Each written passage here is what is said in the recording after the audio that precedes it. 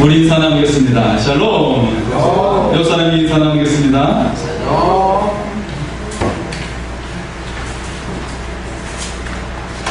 네, 한 주간 무더위로 말미암아 여러분 고생 많으셨습니다.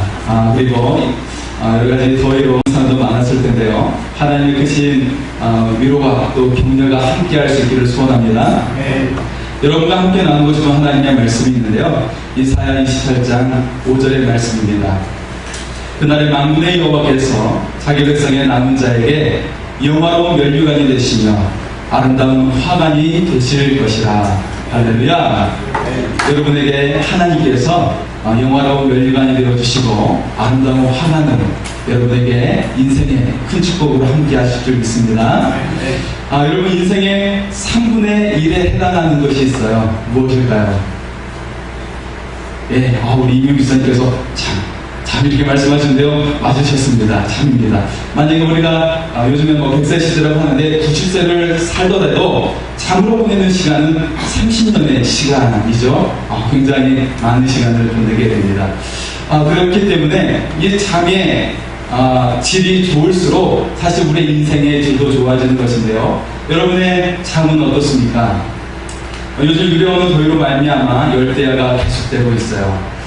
사람은 25도씨 이상이 되면 더위로 말미암아 잠을 못 이루는 열대야 상태가 된다고 그러죠.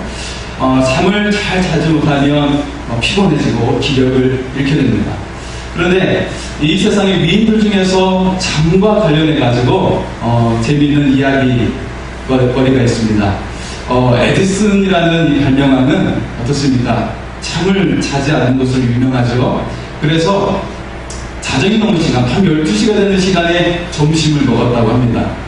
상상이 되십니까?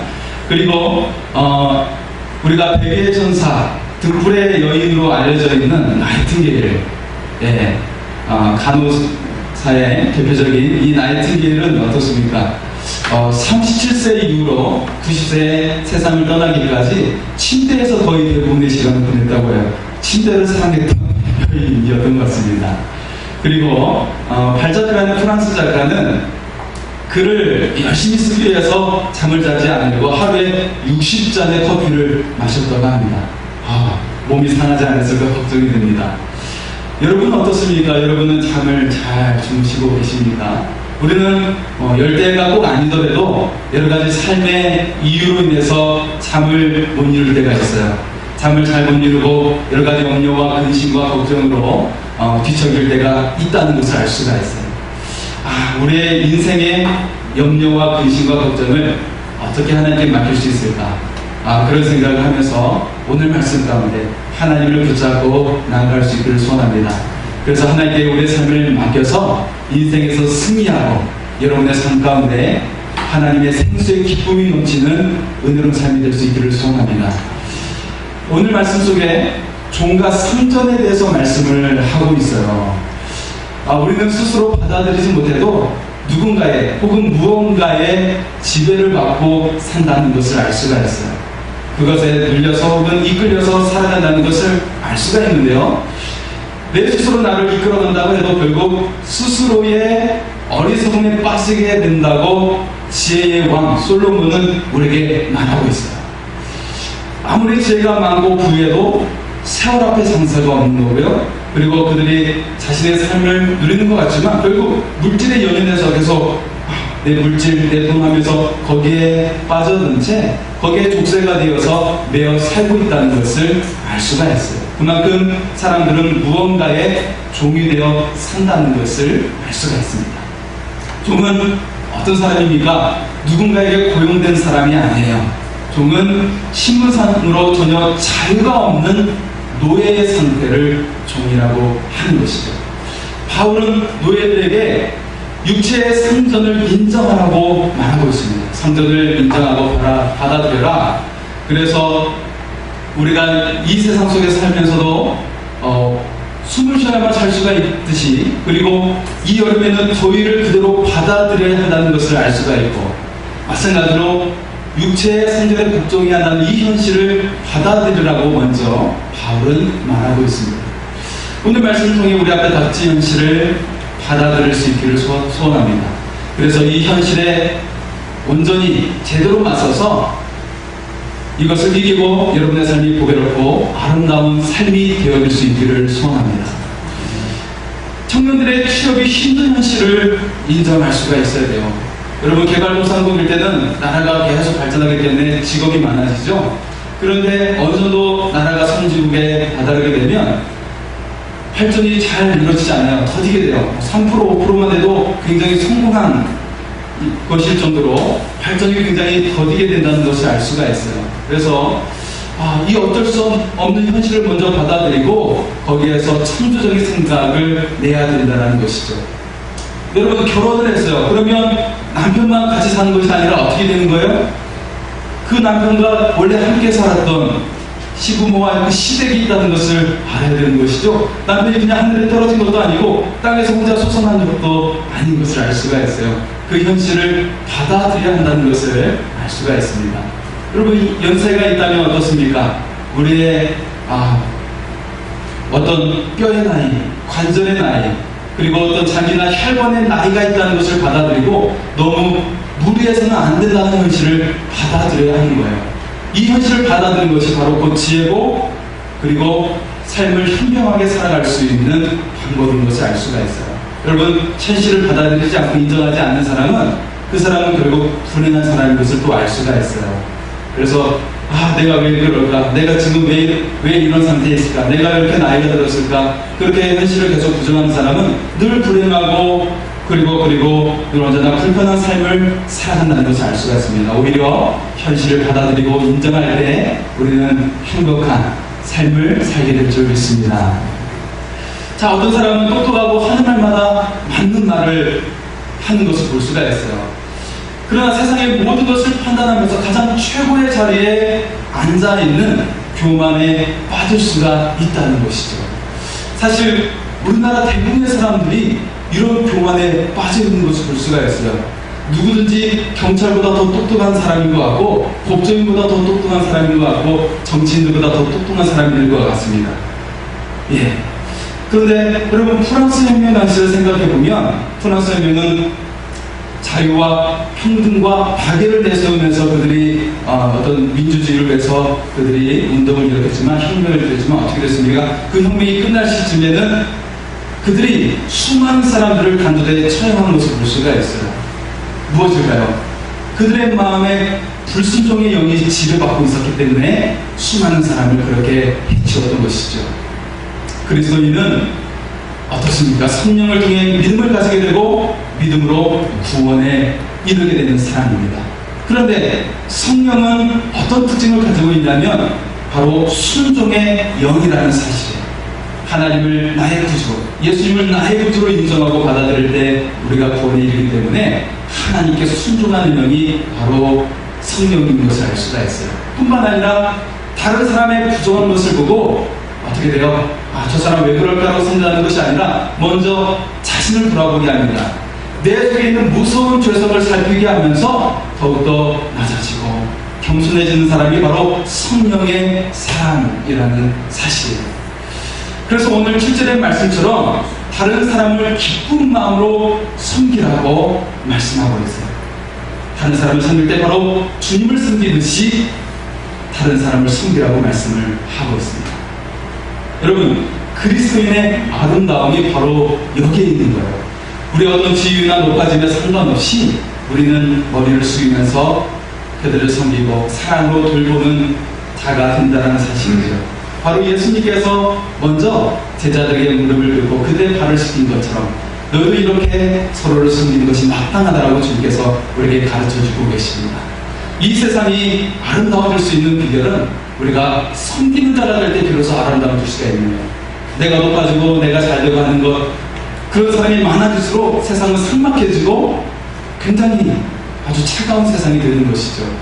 이 세상에 많은 범죄가 일어나는 것도, 그리고 여러 가지 실수와 분노가 일어나는 것도 내가 잘되고 하는 그런 이유 때문에 일어나는 것을 볼 수가 있습니다. 오직 그리스도의 사랑이 넘치게 될 때, 우리가 겸손히 섬기는 그 사랑이 넘치게 될 때 이 세상이 아름다워질 줄 믿습니다. 우리가 대표적인 사람들을 보면 성령을 의지해서 겸손히 낮아지고 사랑을 실천했던 사람들. 이 사람들은 바로 성령의 권능으로 많은 일들을 해낸 것을 볼 수가 있습니다. 바로 마더 테레사와 같은 사람이죠. 정말 차고도 작고 조그만 한 사람의 여인인데 인도뿐만 아니라 전 세계를 변화시키는 놀라운 역사를 이뤄냈어요. 고아로부터 시작해서 전 세계에 많은 센터를 짓고 정말 사랑의 기적을 이뤘던, 세계를 변화시켰던 한 여인. 그것은 바로 성령의 권능이 그녀에게 임했기 때문이었습니다. 백화점왕 워너베이커는 하나님을 섬기기 위해서 하나님의 영광을 위해 일하게 될 때 그의 지경이 넓혀진 것을 알 수가 있어요. 그리고 우리나라에 선교하러 오셨던 언더우드 선교사님, 이 한 사람을 통해서 이 땅에 수많은 교회가 세워지고 수많은 인재들이 양성이 되면서 이 나라가 크게 발전할 수 있는, 도약할 수 있는 놀라운 역사가 일어난 줄 믿습니다. 여러 가지 문물이 발달해서 그런 것이 아니라 사람의 의식이 변화되니까 이 나라가 발전된 것입니다. 기업을 잘해서도 아니에요. 사람의 의식이 바뀌고 그리고 하나님을 의지하면서 하나님이 그 길을 열어주실 때 이 나라가 크게 발전한 줄 믿습니다. 우리의 삶에서 중요한 것은 내 삶을 있는 그대로 받아들이고 잘난 사람처럼 살아가는 것이 아니라 성령의 이끌림 받으면서 살아갈 때에 성령의 권능이 우리의 삶 가운데 놀라운 일을 이루실 줄 믿습니다. 자, 6절 말씀에 보면 눈가림만 하여 사람을 기쁘게 하는 자처럼 하지 말고 그리스도의 종들처럼 마음으로 하나님의 뜻을 행하고 라고 말씀합니다. 여러분, 때때로 어떤 아르바이트나 일용직으로 하루 일을 하는 사람들을 보면 최선을 다하기보다는 그 시간을 그냥 보내기 위해서, 때우기 위해서 일하는 경우도 있다는 것을 보게 됩니다. 이처럼 눈가림만 하며 일하는 것을 노예근성이라고 말하는 것이죠. 그런데 우리나라에서 이런 노예근성과 같은 일들이 너무 빈번하게 있다는 것을 알 수가 있어요.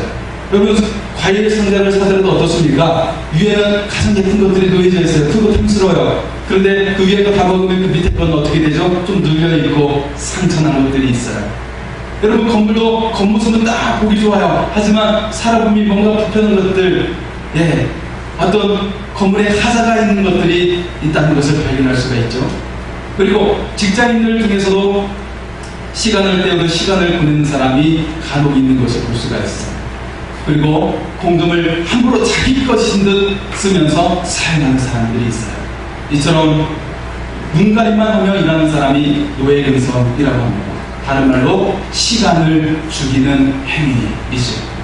이는 다른 사람의 시간과 인생을 해치기도 하지만 가장 직접적으로는 자기 인생을 해치는 거예요. 당장 좋아 보이죠? 하지만 결국 자기 인생을 망치는 것이고 결국 자신의 후손의 인생으로 망치는 모습을 보여주게 되는 것입니다.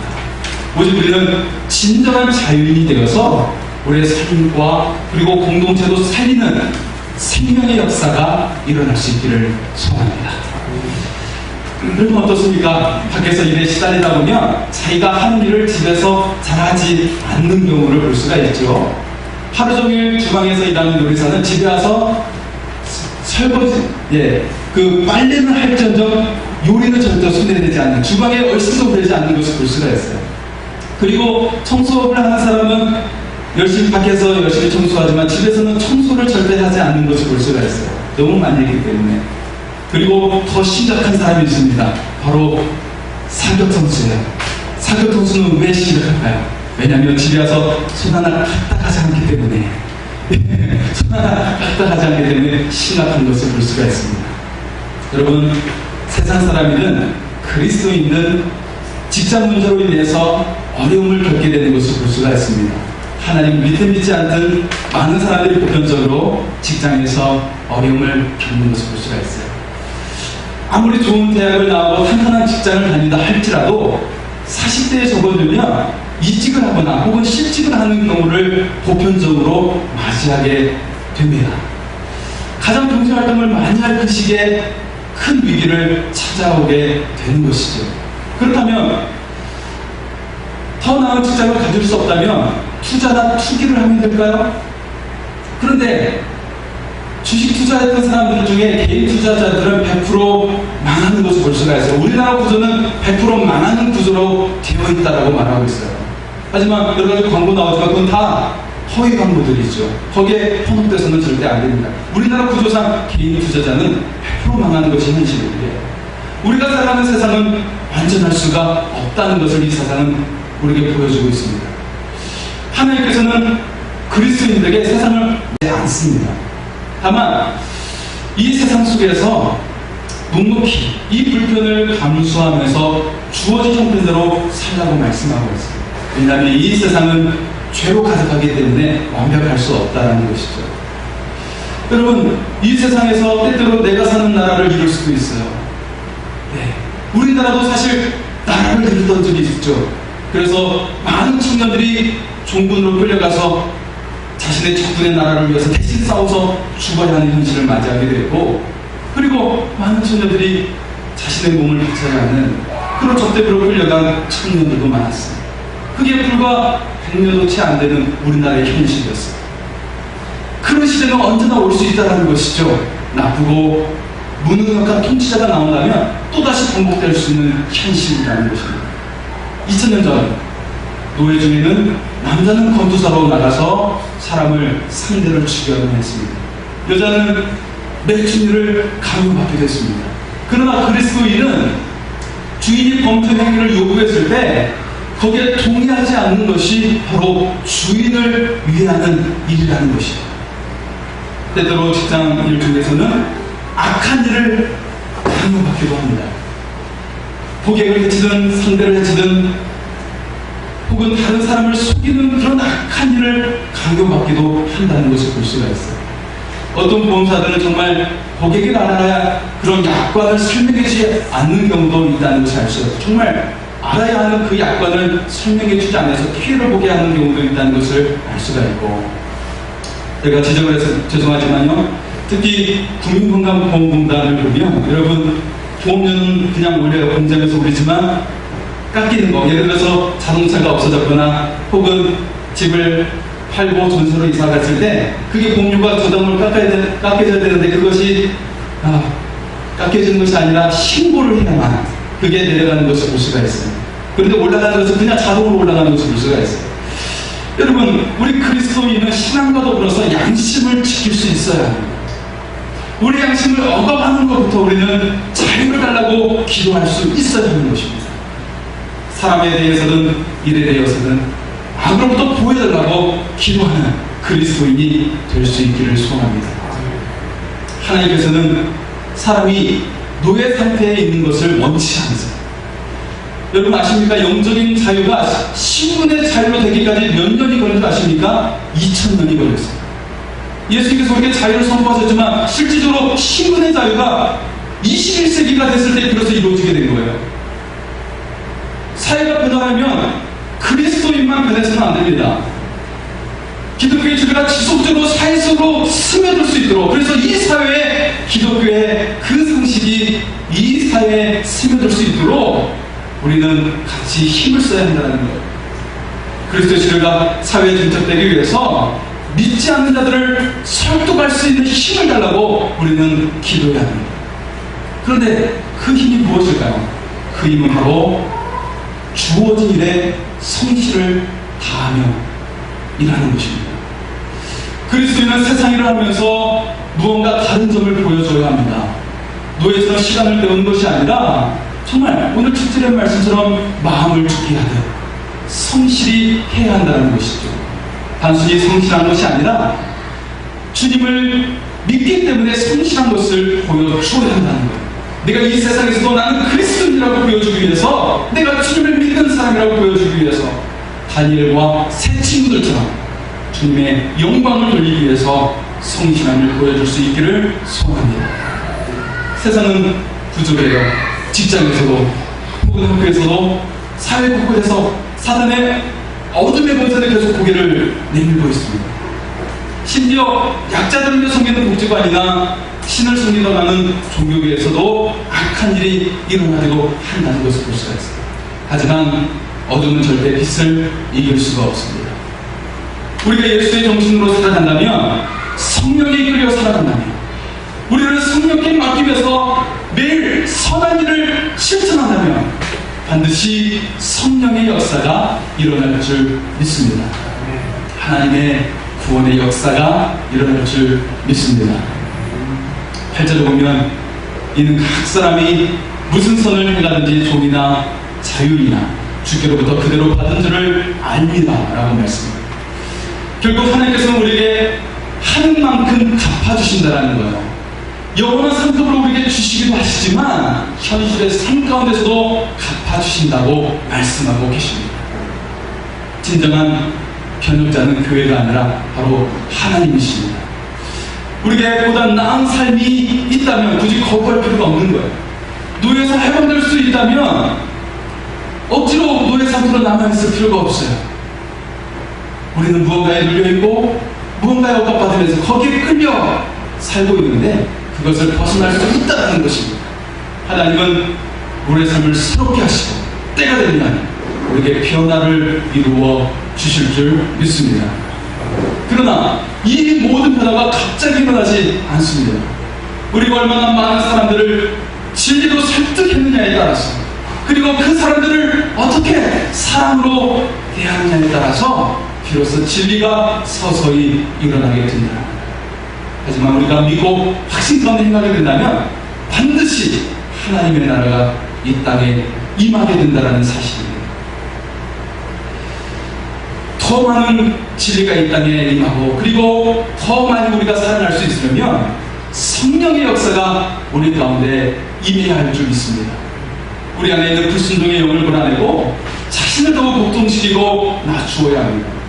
그럴 때 우리 안에 계신 성령의 역사가 활발한 역사로 일어나게 될 줄 믿습니다. 그래서 구원의 역사, 선한 역사, 새로운 역사가 여러분의 모든 삶 가운데 일어날 수 있기를 소원합니다. 오늘 말씀을 생각하면서 우리 같이 찬양하겠습니다. 오 자비로우신 주님, 우리 가운데 임하여 주셔서 우리 가운데 성령의 역사, 새롭게 하는 역사, 선한 역사, 이 세상을 변화시키는 역사가 일어날 수 있게 하여 주옵소서. 그 마음으로 같이 찬양을 하겠습니다.